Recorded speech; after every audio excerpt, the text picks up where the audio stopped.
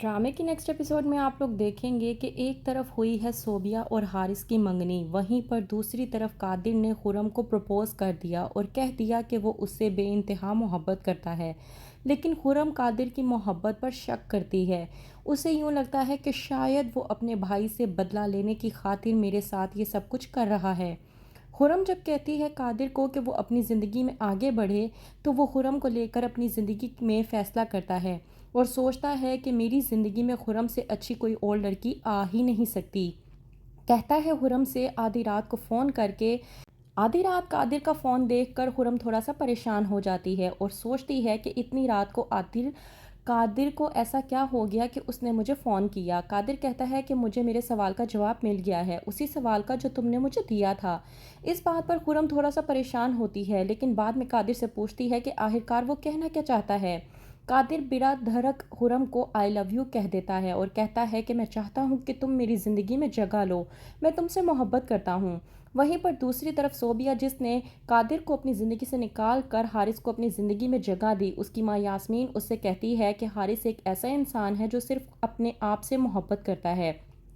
وہ ایک خود پرست اور انا پرست قسم کا انسان ہے اور اپنے علاوہ کسی اور کے بارے میں نہیں سوچتا۔ تم خود سوچو، جو انسان اپنے بھائی کے بارے میں نہیں سوچ سکتا وہ تمہارے بارے میں کس طرح سے سوچ سکتا ہے، تم سے کس طرح سے محبت کر سکتا ہے یا تمہارا کس طرح سے خیال رکھ سکتا ہے۔ صوبیہ یہاں پہ تھوڑا سا ڈسٹرب ہو جاتی ہے، لیکن اب بھی وہ بضد ہے کہ وہ حارث سے ہی شادی کرے گی۔ بریک فاسٹ کے ٹیبل پر قادر کو بے حد خوش دیکھ کر حارث سے رہا نہیں جاتا اور وہ آخرکار قادر سے پوچھ ہی لیتا ہے کہ اس کی خوشی کی ایسی کیا وجہ ہے جو وہ اتنا مسکرا رہا ہے۔ قادر کہتا ہے کہ میرا موڈ بہت اچھا ہے، اس کا مطلب یہ ہوا کہ میں مسکراؤں گا ہی۔ تو اس بات پر قاسم کہتا ہے کہ اچھا نہیں بلکہ بہت اچھا لگ رہا ہے۔ وہیں پر حارث قادر کو پھر نیچا دکھانے کی کوشش کرتا ہے اور کہتا ہے کہ یوں بلا وجہ مسکرانا اور خوش ہونا پاگل پنتی کی نشانی ہوتی ہے۔ اس بات پر قادر کو بھی بہت اچھے طریقے سے حارث کو جواب دینا آ جاتا ہے اور وہ کہتا ہے حارث سے کہ اگر یہ پاگل پنتی ہے تو کوئی بات نہیں، یہ پاگل پنتی ہی صحیح، ایک نیا ایکسپیرینس ہو جائے گا۔ اس بات پر امیرہ بہت زیادہ خوش ہوتی ہے کہ آخرکار قادر نے حارث کو جواب دیا اور حارث اس بات کو سن کر خاموش ہو جاتا ہے کیونکہ اسے سمجھ نہیں آتی کہ وہ آخرکار ایسا کیا کرے۔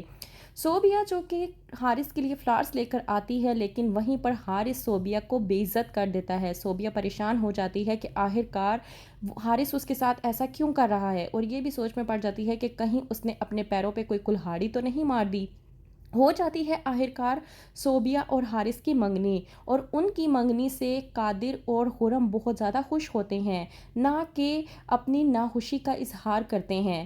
وہیں پر قادر کو خیال آتا ہے کہ وہ بھی خرم کو پرپوز کر دے۔ اس بات پر خرم کو جب پرپوز کرتا ہے قادر تو جاگ کر خرم قادر سے بات کرتی ہے اور کہتی ہے کہ تم بدلہ لے رہے ہو۔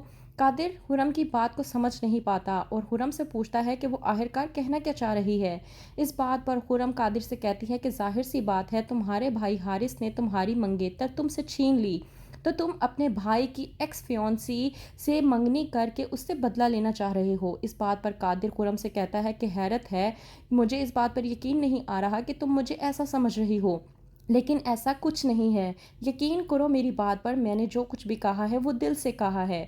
خرم قادر کی بات پر سوچ میں پڑ جاتی ہے اور سمجھ نہیں پاتی کہ وہ آخرکار قادر کو کیا جواب دے۔